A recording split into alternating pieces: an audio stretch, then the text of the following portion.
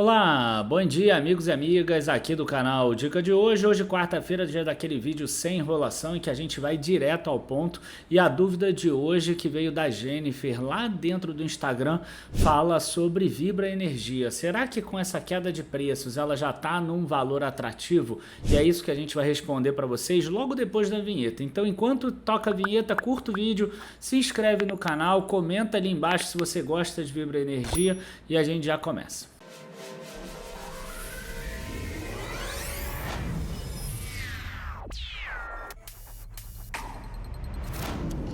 Bom, pessoal, antes da gente começar, eu acho que é importante a gente mostrar um pouquinho do gráfico, o que a Jennifer falou sobre essa questão da queda do preço da Vibra Energia. É claro que não é nada muito diferente das outras ações small caps que acabaram caindo na bolsa, embora a Vibra não seja tão small caps, ela é líder de setor, como a gente vai ver, mas vale a pena a gente mostrar aqui, ó, que ela cai de R$ 24 para 14,85 agora, uma queda de quase 40% no total, tá? E boa parte disso, é claro, vem porque houve uma queda do lucro, né? Se a gente começar a olhar aqui, ó, em 2020 ela teve um lucro de quase 4 bilhões, em 2021 já de quase 2,5 bilhões, em 9 meses de 2022 um pouco menos de 1 bilhão, então quer dizer, lucro cai, ação cai, não adianta, isso é o que acontece. Claro que às vezes você tem um lucro que sobe, a ação que cai ou fica parado no momento mais difícil, mas aí essas a gente sabe que recupera. Então isso aí a gente já dá um spoilerzinho sobre o que vai acontecer com o Vibra nesse vídeo de hoje.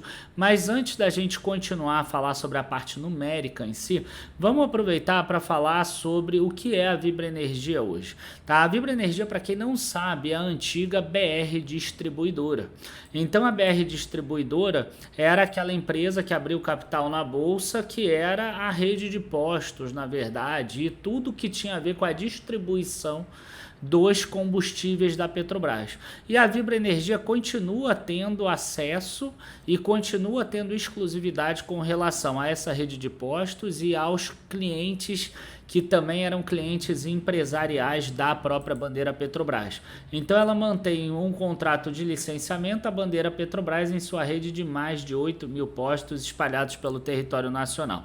A grande diferença agora é que ela, além de ter a rede de postos, né, que aí inclui a parte de lubrificantes, inclui a loja BR Mania, inclui um monte de coisa, a parte B2B que já tinha também, que é a comercialização de combustíveis líquidos aí para empresas. A gente tem a parte do querosene de aviação, que é comercializada para aeroportos, e aqui entra a parte nova, né, a parte da energia, que por enquanto é só uma comercializadora de energia, o que não traz tanto resultado assim. Então eu hoje ainda acabo conseguindo comparar muito a Vibra Energia com a Ultrapar e até um pouquinho ali com a parte da Cosan, tá? Claro que a Ultrapar é a parte do Ipiranga e a Cosan aquela parte mais da Shell, né? Não é com o resultado completo, então eu consigo fazer isso nesse ponto agora. Então é claro que no futuro ela vai ser menos postos, menos distribuição de combustível e mais energia, mas hoje ela ainda é distribuição de combustíveis. E aí a gente precisa entender e pensar um pouquinho, né? Porque bolsa de valores é também o que a gente vive no dia a dia. Eu acho que todo mundo deve ter percebido que o preço da gasolina baixou. Né? Ao longo desses últimos 5, 6 meses, todo mundo deve ter percebido que o preço da gasolina baixou, o preço dos postos baixaram. Não importa se foi que o fulano falou e o fulano tirou o imposto tal e que depois vai voltar e etc. Tá? A grande questão é o impacto que isso trouxe nas contas da Vibra Energia. Então, para vocês terem uma ideia aqui, teve impactos tributários sobre os preços, né? Então a alíquota de PIS e COFINS e importação sobre diesel foi zerado, né, para zero aqui até o final do ano, redução a zero até 31/12/2022 das alíquotas de CID sobre gasolina, etanol e GNV, redução das alíquotas de ICMS aplicadas a diversos combustíveis, caindo entre 24% e 28% para entre 17% e 18%, e o mais importante, né, o ICMS, que é utilizado por esses estados aqui de substituição tributária, também modificando a forma de cálculo dele. Né? É claro que isso aqui trouxe um prejuízo muito grande para a Vibra Energia. E ela chega a citar isso aqui. Desta forma, chegamos a uma perda total com estoques de produtos de cerca de 1,7 bilhão de reais. Ela até chega a falar aqui, ó, imagina um litro a R$ 7,60 em junho de 2022 e ele cai para cerca de R$ 4,50 o litro em setembro de 2022. Isso é uma redução de R$ 3,10 por litro, ou R$ 3.100 por metro cúbico. Então isso aqui trouxe a tal da redução da margem bruta da Vibra Energia e trouxe essa queda, né, esse aumento de custo do produto vendido de 1,7 bilhão de reais para a Vibra Energia. Então isso que impactou o resultado do terceiro trimestre. Como contrapartida, o governo acabou postergando a data de limite de cumprimento da obrigação de aquisição de CBIO. Então, os créditos de carbonos acabaram caindo de R$ 200 por unidade para R$ 90 por unidade. Então, ela reconheceu um gasto aí de 311 milhões, mas que seria maior caso não tivesse tido talvez aquela queda do combustível. Então, isso aqui uma coisa contrabalançou a outra, mas mesmo assim pode ter certeza aí que teve um impacto de custo de 1,5, 1,6 bilhão em termos de estoque. E é claro que ela tendo um lucro maior, ela iria pagar um imposto de renda maior também. Então, na minha visão, o impacto sobre o lucro é alguma coisa em torno de 1,1 bilhão, só por causa dessa queda de preço aí forte do petróleo.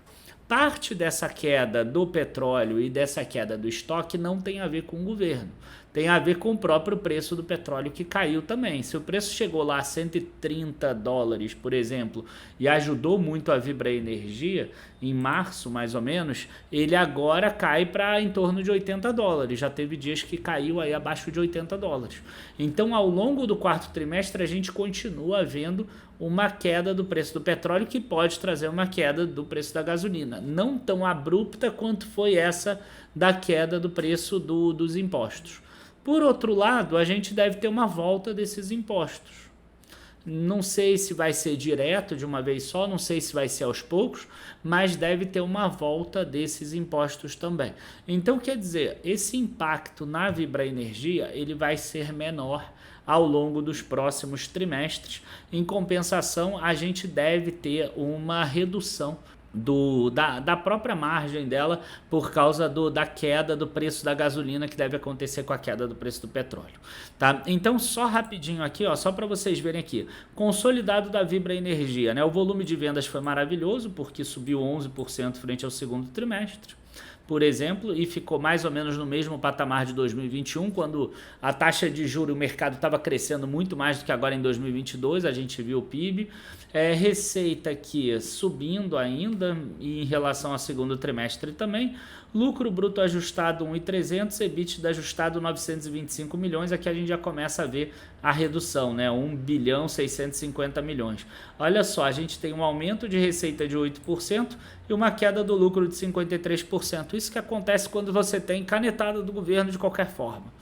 Tá? Nesse caso aqui foi a redução de impostos, mas enfim, isso é o que acontece, sempre acaba impactando as empresas positiva ou negativamente.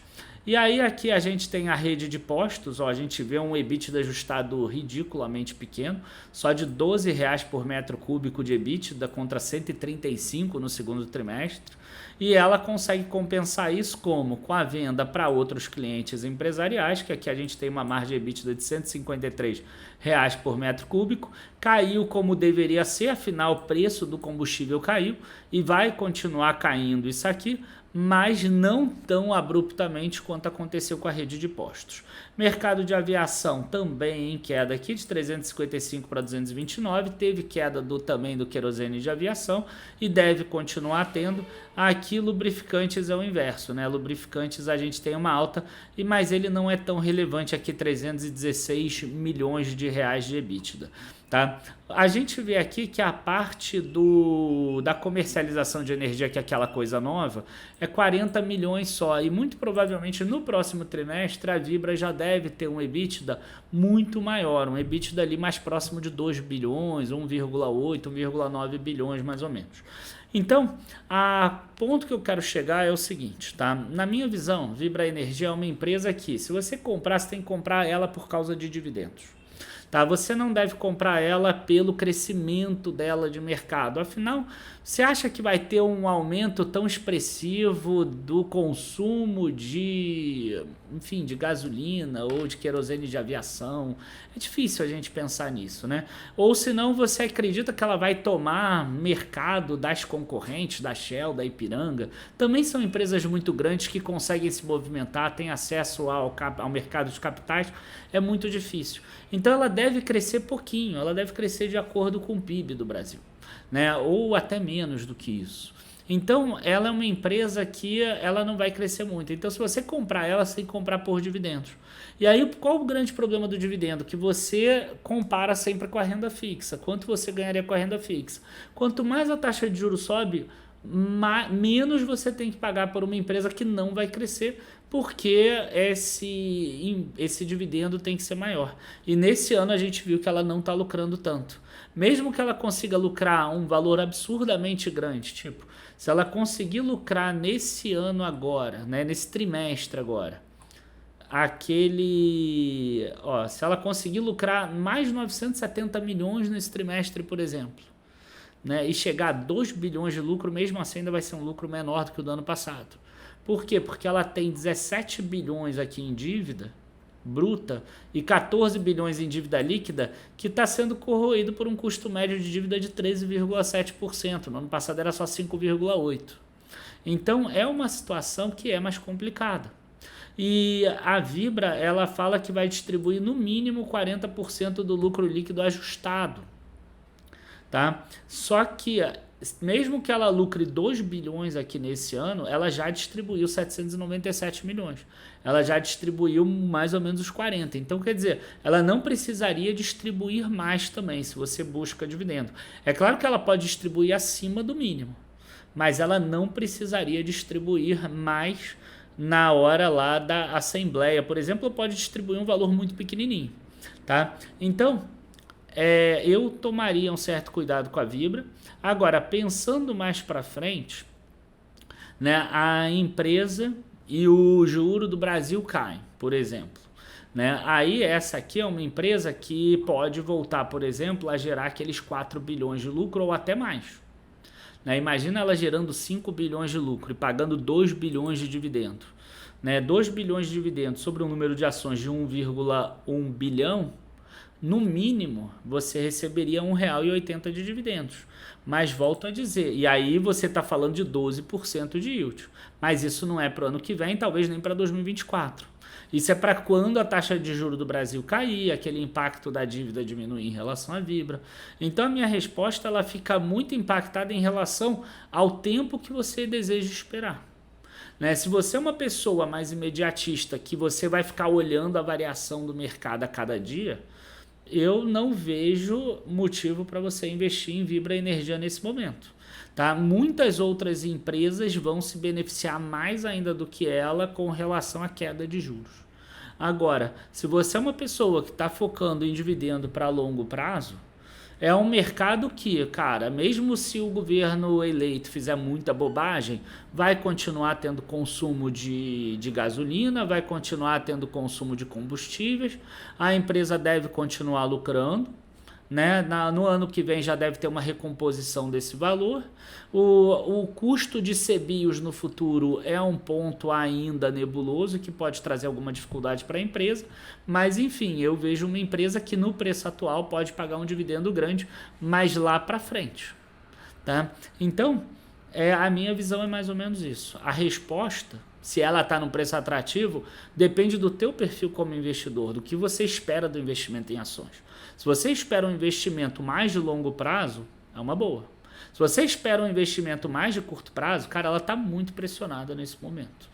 Tá? O quarto trimestre não vai ser melhor do que esse, até porque a gente viu que o preço da gasolina e o preço do petróleo continua caindo e o impacto de qualquer reversão de tributo não aconteceu no quarto trimestre, só vai acontecer no primeiro trimestre de 2023, se acontecer. Então é isso, pessoal. Abraço a todos. Acabou ficando um pouco mais longo aqui até que eu gosto desse tipo de vídeo de hoje. Abraços, espero que vocês tenham gostado do vídeo e até a próxima. Tchau, tchau, pessoal.